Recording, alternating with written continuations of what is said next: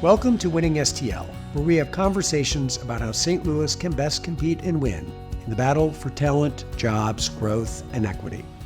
Winning-stl is presented by Purina, who creates richer lives for pets and the people who love them, and has proudly called St. Louis home since 1894.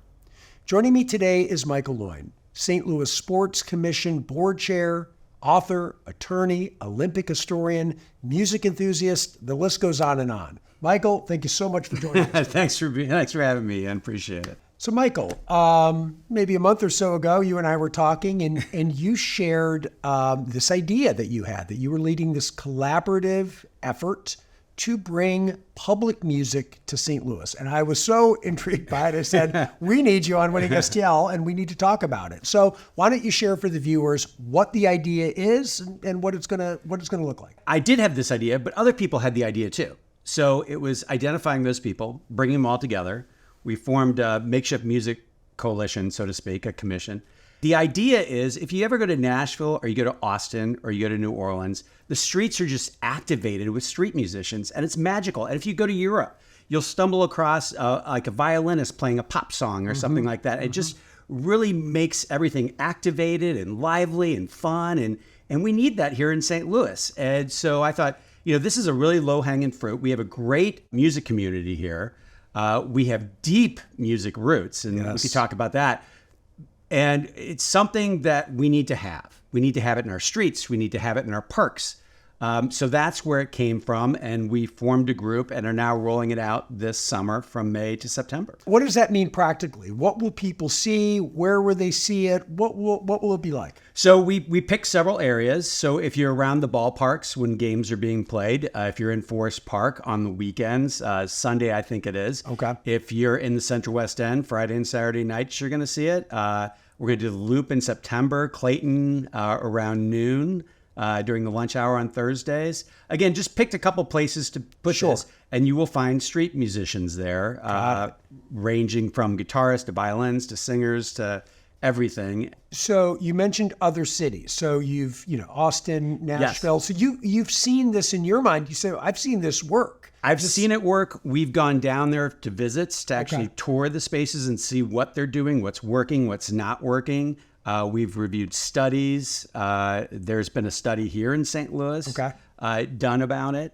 That was through the Kranzberg organization. So we're just bringing all this information together and trying to say what works for St. Louis, because our music roots are just as good as New Orleans or Nashville. And I would say better than Austin. Austin just decided to be a music city in the 90s, and they did a great job at it. Yep.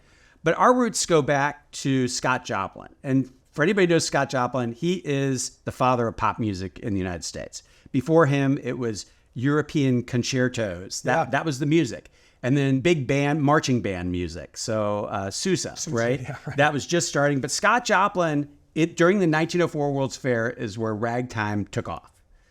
Because all these people were coming from all over the country to our 1904 World's Fair. Scott Joplin was here. He was playing at the fair. And that's what started American music, truly. Captured that kind of dynamism of this new emerging powerhouse. And that's country. our history. I mean, we started this. Yeah. And Chuck Berry, rock and roll. Tina Turner, Miles Davis. Yeah, right. I mean, the list. The Urge, Uncle Tupelo, Nelly. I mean, we just have all these key people, and we need to grab that asset and utilize it. What these efforts take is a well-organized, concerted effort. You have to support the artists. You have to put money towards it.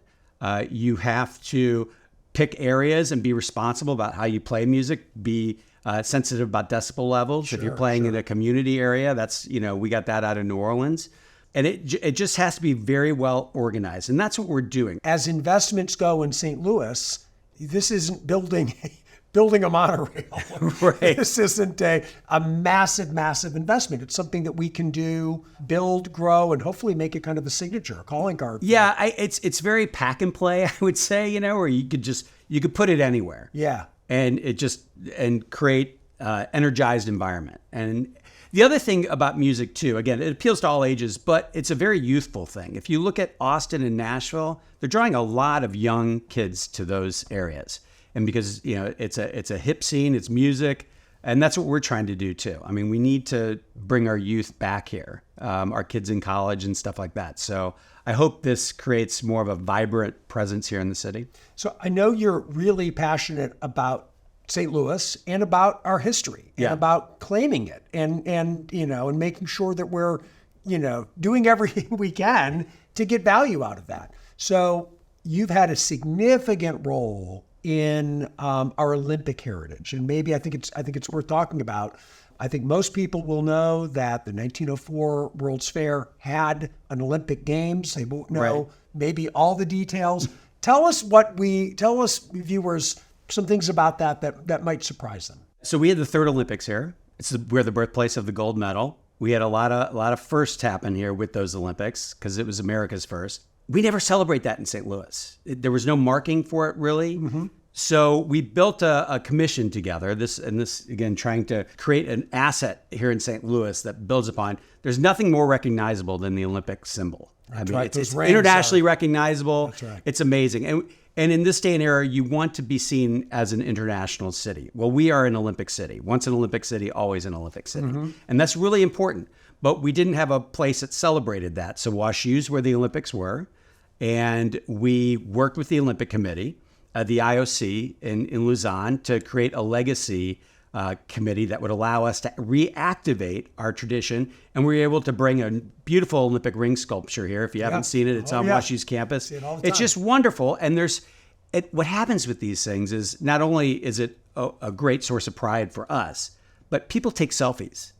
And those selfies go out and they say, I'm in St. Louis, Olympic rings. And with this wonderful national symbol, WashU has students from all over the world, and they're all taking selfies by this thing. So it's all going out. This Olympic effort, and it is an ongoing thing where we're trying to get Olympic trials. We're working with the 2028 LA Olympic Committee to hopefully get the torch back through here. But these are all very active, and they're very social media friendly. And that's how you kind of start celebrating your city and start showing a really cool vibe about it. So, Michael, I've had a chance to know you for a little while. You've got lots of, I think, thoughtful and really strong opinions about St. Louis, what you want it to be. Mm-hmm. So let's start with the positive. What do you love that's happening here? What are some things that we need to continue on that we are on the right path? The people here are wonderful. The lifestyle is wonderful. I mean, great restaurants, great entertainment, great sports, great people, great place to raise a family. We have all these wonderful assets. I mean, people would kill for an arch, right? It just is a great symbol. And that's something we did. Forest Park, the zoo, just so many great things. I think more collaborative efforts, I think taking more control of our narrative, and I think big vision. Yeah. Bigger vision. I mean, the group said, let's put on the 1904 World's Fair. Let's bring on the Olympics. Let's raise money to send a guy by the name of Charles Lindbergh over the Atlantic to be the first one. This is stuff we've done throughout our history. Let's build this crazy arch. People were objecting to the arch at the time. Oh, I know they were. And now it's one of the most iconic symbols even in people our country. I've noticed when I've traveled abroad that might not even know St. Louis. Right. You show them that picture, they said, oh, yeah. That's exactly I've seen that thing before. And they don't quite even know where it is, but That's they right. do know the arch. That's right. And so bolder vision like that. And we've seen some of that. I mean, the Taylor's putting the soccer stadium in. That's a big vision. Yes. But we need even like bigger visions than that. We're going to be the, as one of my friends was just talking about, we need to be one of the prettiest cities, one of the most welcoming cities, by 2030 or 2040 or something like that. Like, let's just pick a big old hairy goal and just get there. Right.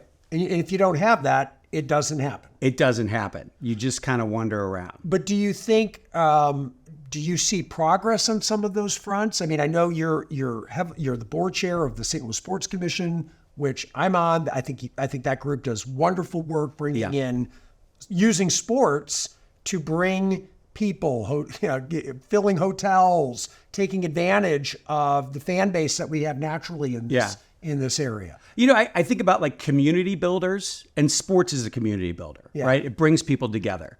Music, concerts bring people together, from all different demographics. And I love that about that. And that's really what's bringing people into the city. And we want to continue that. I look at the Muni.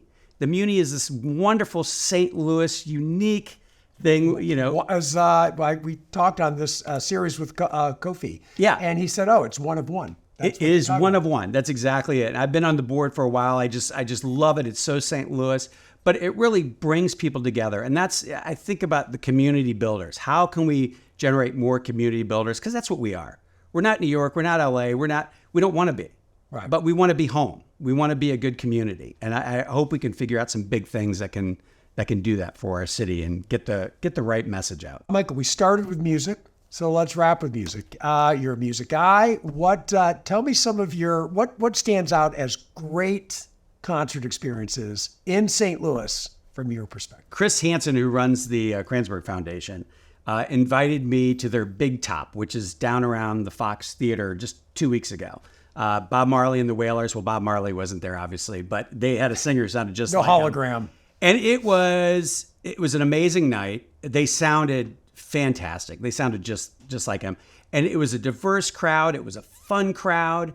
And it was just a great St. Louis moment. So of all the concerts recently, that's right up there. And there's some wonderful musicians locally who have a national presence, which is great. And we want to support them, and we want to get more of their stuff out there so they can build on their careers. And I hope we can do that. Michael, in the year or two I've gotten to know you, I don't know anyone who is more passionate about their hometown and puts more of their effort and time and funds into it. So I'm glad we got a chance to talk about this. Really appreciate you making the effort to come over here to the racetrack so we can talk about it. And it's been a pleasure. Yeah, thank you so much.